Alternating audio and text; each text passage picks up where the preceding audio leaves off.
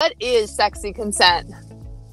Yeah, so I mean, consent is sexy, right? I believe that, and for having just started to experience ways of relating with people romantically and sexually while really practicing active consent and thinking a lot about it, I realized, oh wow, like this is actually really hard.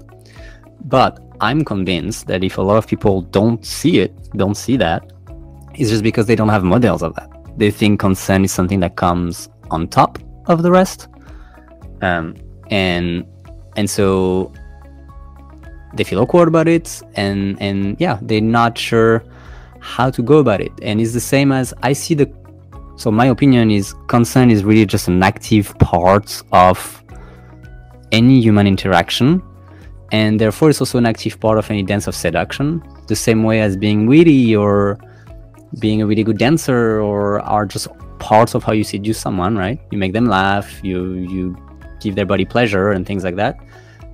You can have a certain amount of skills around consent as well. And that's something you can learn how to do better and how to integrate in an even juicier way in the way you relate with people.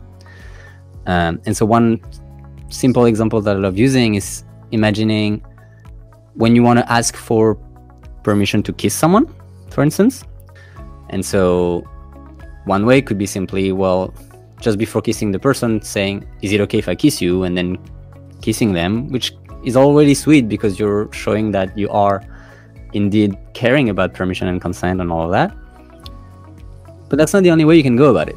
And one recipe that I love using personally is simply, instead of asking for permission for the thing, stating that you have that desire and then asking an open question.